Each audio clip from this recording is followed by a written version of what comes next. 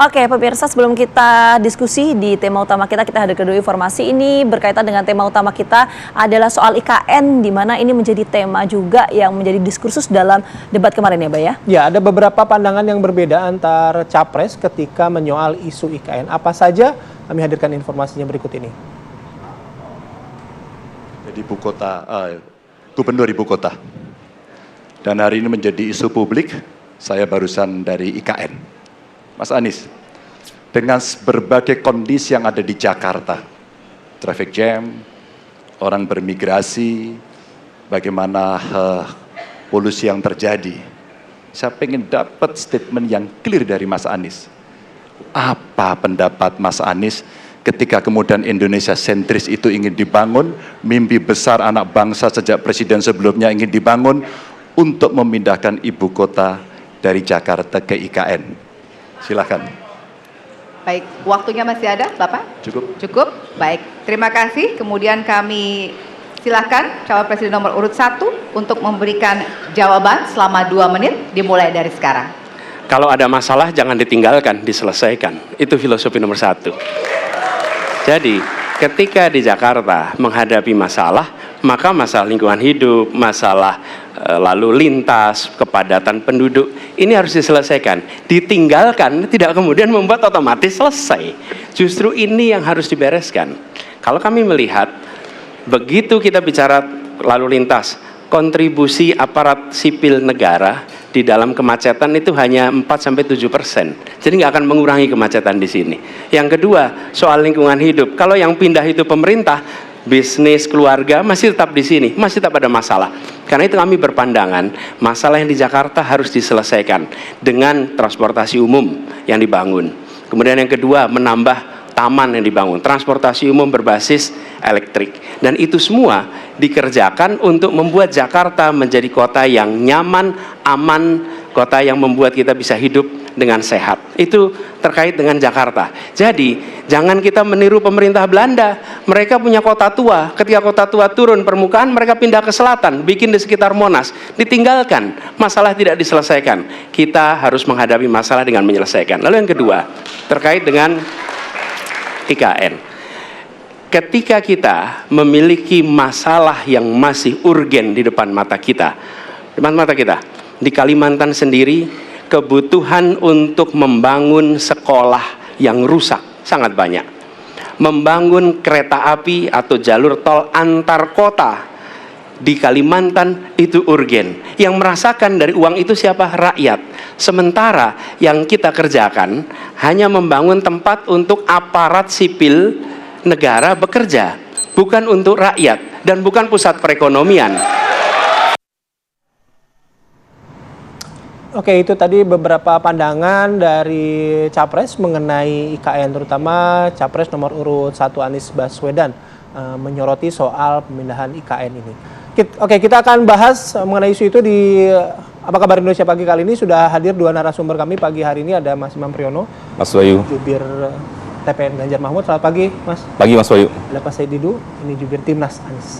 Selamat pagi. Kita juga masih menunggu ini Valdo Maldini yang sudah berjanji untuk hadir pagi hari ini, tapi kami masih menunggu juga kedatangan beliau. Oke, kita langsung diskusi pagi hari ini. Saya langsung ke Pak Said Didu. Pak, kalau kita bicara yang sampaikan oleh Anies Baswedan kemarin, ketika bicara soal IKN, salah satu yang disoroti adalah undang-undangnya memang sudah ada, tapi proses pembuatan undang-undangnya itulah yang dipermasalahkan gitu. Nah, permasalahannya kan sekarang undang-undang udah ada. Kalau misalnya jadi presiden, apakah akan mengubah undang-undang, membatalkan? Atau bentuknya akan seperti apa?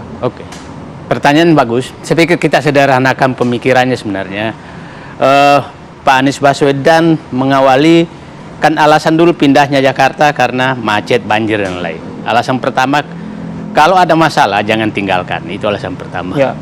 Yang kedua, pindah ke sana, pindah ke ibu kota negara, landasannya undang-undang. Undang-undang, kalau undang-undang itu pelaksanaannya adalah kebijakan pemerintah yang sedang berkuasa. Jadi walaupun undang-undangnya bisa saja ada kebijakan. Contoh saja di Undang-Undang Dasar 45 menyatakan fakir miskin dan anak terlantar dipelihara oleh negara. Itu Undang-Undang Dasar 45. Ya. Sampai sekarang belum dilaksanakan karena uangnya tidak ada. Jadi walaupun undang-undangnya ada, bisa saja karena menganggap itu tidak ada uang, maka dia pilih prioritas yang lain. Nah, bukan sepertinya, Pak Anies Baswedan berprinsip bahwa ini jauh lebih penting mengalokasikan anggaran untuk mengatasi masalah-masalah yang dihadapi rakyat dibanding membangun istana dan rumah pegawai negeri di sana. Itu prinsip yang dipegang. Nah, yang kedua dikatakan bahwa demi keadilan, perhitungan kami dari tim Amin bahwa keadilan pemerataan. Nah, perhitungan kami dengan menggelontorkan anggaran hampir 500 triliun ke satu titik jauh lebih menyebabkan pertumbuhan dan pemerataan kalau itu digelontorkan menyebar di berbagai tempat sehingga pemerataan yang diharapkan itu terjadi. Nah, jadi saya pikir kalau tadi apakah betul harus merubah undang-undang? Bisa, tapi bisa juga tidak. Bisa juga tidak, bahwa di prioritasnya dipindahkan ke tempat lain, tapi itu ya tetap aja seperti itu. Saya katakan, saya kasih contoh juga, Presiden Jokowi melakukan Hambalang itu tidak dilarang loh untuk dibangun tidak dilanjutkan. Ya. Tapi karena kebijakan Pak Jokowi tidak mau melanjutkan, tidak dilanjutkan, maka dianggaplah sebagai candi kira-kira begitu. Oke, ada undang-undangnya, tapi rupanya kalau dari penjelasan Pak Said itu masih ada ruang ketika meskipun undang-undang itu sudah ada, dilaksanakan atau tidak itu kan nanti bagaimana kebijakannya, ya. Ya, saya katakan tadi, bisa undang-undangnya diubah, bisa juga undang-undangnya ada, tapi di prioritas bukan itu prioritas. Oke, baik. Ini juga sudah hadir Bang Faldo di studio kami pagi hari ini. Bang Faldo. Pagi Bang Faldo. Sibuk dapil kayaknya kan. Terima kasih sudah hadir. Oke. Pagi Bang. Amputnya. Pak Said itu menyampaikan bahwa tidak ada urgensi untuk kemudian memindahkan ibu kota. Kalau Mas Imam melihat itu juga nggak? Kalau kami tuh melihatnya bahwa Indonesia masa depan kan butuh pertumbuhan ekonomi yang besar. Jadi pilar-pilar pertumbuhan ekonomi ini memang harus diciptakan.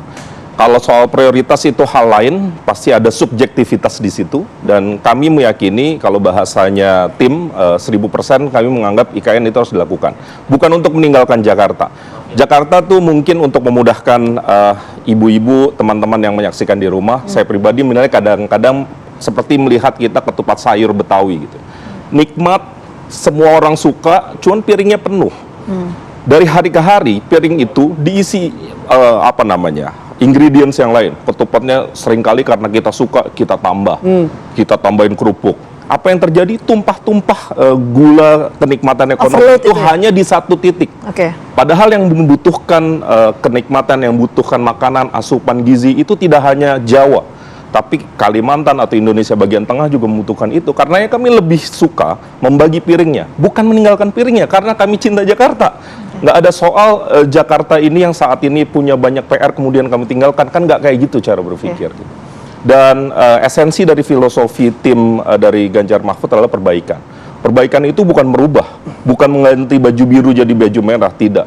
Kita memperbaiki apa yang sudah dilakukan pemimpin sebelumnya, memperkuat, memperkokoh, dan meneruskannya. Sehingga kami meyakini IKN ini insya Allah akan terus berlanjut dengan perbaikan di sana-sini yang mungkin saat ini bahkan misalnya di tim Amin misalnya melihat ini kan banyak hal yang belum sempurna. Keterlibatan publik misalnya belum didengarkan semua. Nah, hal-hal itu mari kita perbaiki bersama, tapi bukan berarti mengganti visinya. Oke, kalaupun misalnya tadi apa penjelasannya Pak Said itu, kalaupun misalnya ada undang-undang, kita bicara undang-undang, kalau soal pemerataan tadi sudah ada pernyataan dari Mas Imam. Tapi kalau misalnya soal undang-undang, kalau Pak Said dulu kan bilang ya ada undang-undangnya, kalaupun misalnya nanti pada waktunya bisa saja seperti Hambalang itu ada undang-undangnya gitu, tapi ya prioritasnya kalau Pak Said tadi kepada mangkok-mangkok ketupat sayur yang lain lah, kira-kira begitu. Ya. Itu tepat atau tidak? Menurut Anda gimana? Saya rasa ini nggak apple to apple. Kalau ini dikerjakan secara benar, melibatkan banyak pihak, melibatkan orang-orang terpercaya, kan kayak belakangan kan ada Ridwan Kamil, ada Prof. Renald Kasali juga menjaga soal ESG dan seterusnya. Saya rasa akan berbeda dengan Hambalang. Dan insya Allah kalau kita amanah, Pak Mahfud menjadi wakil presiden, korupsi diberantas, kualitas APBN-nya bagus, Mas Ganjar bisa satset memastikan digitalisasi berjalan, kemudian menggandakan APBN, saya rasa IKN ini bisa dilanjutkan dengan baik. Oke, mungkin kita fokus dulu ke urgensi pemindahan dari ibu kota ini ke Kalimantan. Saya mau ke Bang Faldo. Bang Faldo melihatnya seurgensi apa sih harus ada pemindahan ibu kota ya dari Jakarta ke Kalimantan tuh urgensinya apa?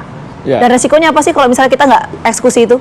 Ya, ini kan sebenarnya cita-cita dari Bung Karno pun udah ngomong dari beberapa puluhan tahun lalu bahwa memang gagasan besar soal Indonesia sentris, ya, tidak lagi Jawa sentris, berbicara soal pemerataan, bagaimana kita melihat banyaknya saudara-saudari kita yang berada di timur Indonesia, yang mungkin jauh sekali ke Jakarta.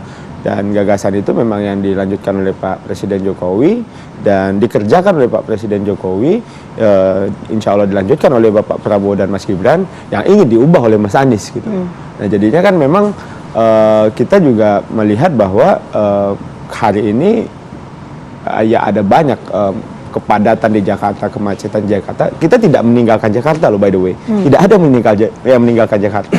Dan dengan adanya IKN pindah, kita juga tidak berhenti membangun sekolah, kita juga tidak berhenti membangun fasilitas publik di tempat yang lain, itu tetap terus berjalan, tidak ada. Jadi logiknya seperti tadi kalau dari ketupat sayur, ini misalnya kita punya rumah, terus kita keluarga bertambah, beli rumah baru, rumah lama kan tidak ditinggalkan, ya. Akhirnya kita punya 2 rumah. Dan ini bukan cerita soal Indonesia pertama kali, Amerika itu 9 kali kok pindah ibu kota. Di negara-negara lain juga gitu. Dan dalam artian ketika Pak Anies bilang IKN itu soal, ya Pak Said Didu tadi sempat nyampaikan juga soal perundang-undangan, ya saya sih berdoa juga di koalisinya Mas Anies ada PKB dan Nasdem, semoga tetap solid tuh, karena mereka juga tetap yang mengusulkan kan kemarin di parlemen gitu loh. Jadi yang kedua, ketika Mas Anies bilang bahwa kita meninggalkan problem, kalau ada jangan ditinggalkan, nggak ada yang ninggalin, nggak ada problem gitu. Dan Mas Anies adalah gubernur di DKI Jakarta, ya kan? Jadi ya apakah Jakarta itu ada problem? Kan nggak begitu. Tapi terlepas dari itu, menurut saya yang menjadi concern kita adalah kita punya arah ke depan, kita sudah punya tujuan berbangsa. Kalau ya perubahan meyakini ini bisa harus diubah dengan diberhentikan atau atau diubah lah gitu. Ya terserah masyarakat mau ini tetap berjalan atau kita mengubah arah bangsa ini. Oke, baik. Nanti Bang Said, udah Pak Said udah pengen ngerespon, tapi nanti ya termasuk juga nanti ke Bang Faldo soal proses pembentukan undang-undangan yang dianggap tidak terlalu banyak melibatkan publik pada saat itu. Oke, sesaat lagi ya di Apa Kabar Indonesia Pagi.